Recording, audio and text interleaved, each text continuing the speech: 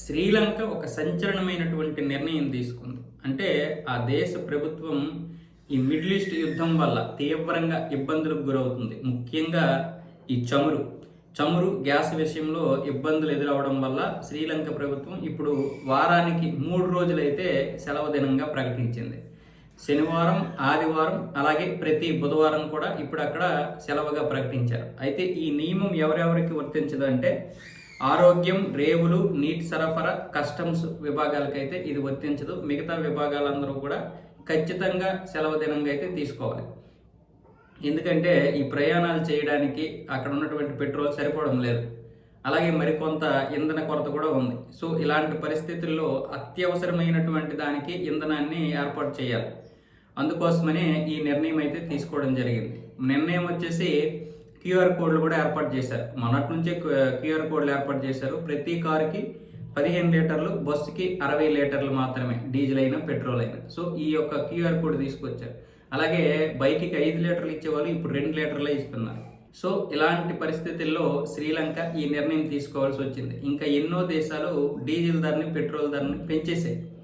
Gas ధరలు కూడా విపరీతంగా పెరిగిపోతున్నాయి. హార్మోజ్ జలసంధి విషయంలో ఎక్కడా కూడా పరిస్థితులు అనుకూలంగా రావడం లేదు. అంటే ఇరాన్ చెప్తుంది, మేము అన్ని పడవల్ని వదిలేస్తున్నాం, మా ఏ నౌకల మీద కూడా ఆంక్షలు విధించడం లేదు, కేవలం ఇజ్రాయెల్, అమెరికాకి చెందినటువంటివి అంటుంది. కానీ అక్కడ ఉన్నటువంటి పరిస్థితులు సగం హార్మోజ్ జలసంధిలో ఉద్రిక్తత పరిస్థితులు, మరొక సగం ఏమొచ్చేసి ఇరాన్ కావాలనే బయటికి చెబుతుంది, కానీ అక్కడ చాలా పడవల మీద ఆంక్షలు పెడుతుంది తెలియకుండా.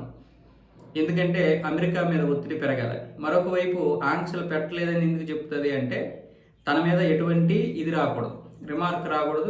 మిగతా దేశాలతో, భారత్ లాంటి దేశాలతో స్నేహం కొనసాగించాలి. చైనాతోటి, రష్యాతోటి ఫుల్ క్లారిటీ. ఆ రెండు కూడా ఇరాన్కి బహిరంగంగానే సపోర్ట్ కాబట్టి ఆ రెండింటికి సంబంధించింది ఏ ఒక్క వ్యాపారం ఆగదు. ఇక రష్యాకి సంబంధించినటువంటి పెద్దగా అటువైపు పడవలు రావు. కానీ చైనాకి చెందినటువంటి నౌకలు ఏవైతే ఉన్నాయో వాటికి ఎటువంటి ఇది లేకుండా పైగా ఎస్కార్ట్ ఇచ్చి మరీ వదులుతున్నారు. ఇక భారతదేశానికి చెందినటువంటి నౌకలు కూడా కొంచెం పర్వాలేదు, బాగానే వదులుతున్నారు. కొంతవరకు అయితే మన పడవలు రాగలుగుతున్నాయి నౌకలు, మన దౌత్య బలం వల్ల. ఇంకా మిగతా దేశాలకు చెందినటువంటివి, అలా చాలా దేశాలకు చెందినటువంటివి ఇప్పుడు దగ్గర 1000కి పైగా మళ్ళీ ఇంకా అక్కడ ఉన్నాయి. సో అవన్నీ బయటికి రావడానికి సమయం పడుతుంది. అందులో శ్రీలంక బాగా ఇరుక్కుపోయింది. పైగా ఇప్పుడు ఆ ఎక్కువ ధర ఉండడం వల్ల క్రూడ్ ఆయిల్ అది కొనే పరిస్థితుల్లో కూడా లేదు శ్రీలంక. ఒకవేళ పరిస్థితులు సాధారణ స్థితికి వచ్చి లేదనుకుంటే ఇరాన్ మీ యొక్క పడవలు వదిలేస్తామన్నా ఆ ధరకి కొనే పరిస్థితి లేదు. $100, $120 బ్యారెల్ కొనే పరిస్థితి లేదు. మళ్ళీ సాధారణంగా $50-60 వస్తేనే కొనగలిగే పరిస్థితులు ఉన్నామని కూడా శ్రీలంక చెప్పేసింది.